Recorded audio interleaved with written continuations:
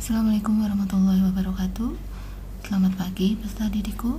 Semoga kalian selalu dalam kondisi sehat dan bisa mengikuti pembelajaran yang diberikan oleh Bapak Ibu guru kalian. Di pertemuan kali ini, Ibu akan membahas mengenai pembagian kekuasaan negara. Di materi yang kedua yaitu tentang pembagian kekuasaan negara. Sebelum kita masuk ke tujuan dan juga materi inti dari bagian kekuasaan negara, Ibu akan bacakan kompetensi dasar dan indikator pencapaian kompetensi. Kompetensi dasar menganalisis nilai Pancasila dalam kerangka praktek penyelenggaraan pemerintahan negara. Dengan IPK, mendeskripsikan sistem bagian kekuasaan negara, mendeskripsikan kedudukan dan fungsi Kementerian Negara Republik Indonesia dan non-lembaga pemerintahan non-kementerian. Kemudian yang ketiga, menganalisis nilai Pancasila dalam penyelenggaraan pemerintahan. Kemudian kompetensi dasar yang berkaitan dengan keterampilan, kalian menyaji hasil analisis nilai Pancasila dalam kerangka praktek penyelenggaraan pemerintahan negara. Kemudian IPK mempresentasikan hasil analisis nilai Pancasila dalam kerangka praktek penyelenggaraan pemerintahan negara. Kemudian yang kedua, menyaji secara tertulis hasil analisis nilai Pancasila dalam kerangka praktek penyelenggaraan pemerintahan negara.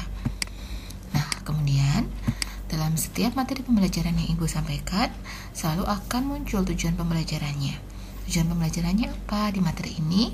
Yang pertama, kalian mampu menganalisis sistem bagian kekuasaan menurut Montesquieu dan John Locke. Kemudian yang kedua, kalian mampu menganalisis penerapan sistem bagian kekuasaan di Indonesia. Nah, kita langsung ke materi tentang bagian kekuasaan menurut Montesquieu. Ada berapa bagian kekuasaan menurut Montesquieu? Ada 3, yaitu lembaga kekuasaan legislatif, kekuasaan eksekutif, dan yudikatif. Bedanya apa antara ketiga kekuasaan tersebut? Kekuasaan legislatif yaitu menetapkan dan mengesahkan undang-undang yang dilakukan oleh lembaga apa? Ada DPR. Kemudian yang kedua, kekuasaan eksekutif yaitu melaksanakan undang-undang, ada pada lembaga presiden. Kemudian yudikatif yaitu kewenangan untuk menegakkan hukum dan ada di lembaga peradilan yaitu tugas dari MA dan MK. Kemudian selanjutnya kita masuk ke pembagian kekuasaan menurut John Locke. Apa sih beda antara bagian kekuasaan menurut John Locke? Perbedaan yang muncul pada bagian kekuasaan menurut John Locke adanya kekuasaan federatif, di mana pada bagian kekuasaan menurut Montesquieu tidak muncul adanya kekuasaan federatif, melainkan muncul adanya kekuasaan yudikatif. Federatif di sini menurut John Locke adalah kekuasaan untuk melaksanakan hubungan luar negeri. Dengan siapa atau lembaga mana, yaitu yang mengurusi kekuasaan mengurusi tentang federatif yaitu Menteri Luar Negeri. Kemudian perbedaan yang kedua antara bagian kekuasaan menurut John Locke dan Montesquieu adalah pada kekuasaan eksekutif di John Locke.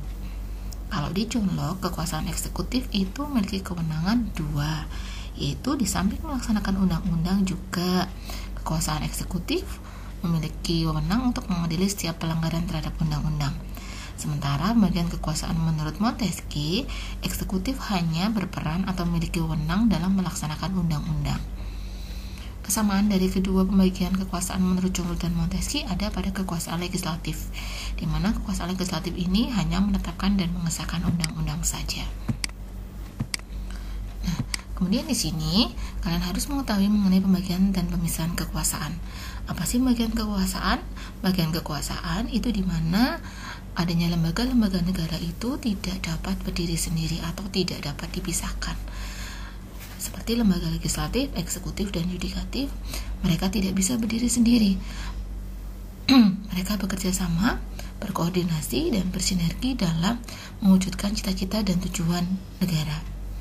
Kemudian yang pemisahan kekuasaan, apa sih pemisahan kekuasaan? Yaitu kekuasaan dari lembaga-lembaga negara tersebut. Mereka ketiga lembaga negara tersebut dapat berdiri sendiri tanpa adanya sinergi atau kerjasama dengan lembaga yang lain. Kemudian selanjutnya, konsep pembagian kekuasaan di Indonesia. Pembagian kekuasaan Indonesia itu bagaimana? Adanya kontrol keseimbangan antara lembaga pemegang kekuasaan, kemudian adanya koordinasi dan kerjasama antar lembaga-lembaga negara. Seperti yang dikatakan tadi, mereka tidak mampu berdiri sendiri. Nah, setelah tadi beberapa paparan yang Ibu sampaikan mengenai pembagian kekuasaan menurut dua tokoh yaitu John Locke dan Montesquieu, Ini Ibu berikan evaluasi dengan 4 poin pertanyaan. Silahkan bisa kalian kerjakan, bisa kalian buka di link jaring membara SMK 3 Pekalongan. Kemudian di situ kalian bisa mengerjakannya, bisa menggunakan kalian kerjakan, kemudian kalian foto, kalian kirimkan kembali hasilnya di link jaring membara, atau bisa kalian kerjakan, kemudian kalian pindah di file PDF, kemudian kalian unggah kembali di link jaring membara SMK 3. Kemudian apabila nanti kalian mendapatkan kesulitan dalam materi atau dalam penyelesaian tugas evaluasi yang diberikan, silahkan bisa kalian diskusikan di link jaring membara, di chat diskusi, ataupun bisa kalian diskusikan di grup WA yang sudah kita bentuk. Oke, sudah jelas ya dengan pemaparan materi yang Ibu berikan dan juga evaluasi yang Ibu berikan. Semoga pembelajaran kali ini dapat kita ambil manfaatnya dan kalian bisa memahami materi-materi yang Ibu berikan pada pertemuan kali ini. Oke, Ibu rasa cukup untuk pertemuan kali ini. Pesan Ibu, selalu jaga kesehatan, tetap semangat dalam belajar, dan berdoa. Terima kasih atas perhatiannya, peserta didikku. Assalamualaikum warahmatullahi wabarakatuh.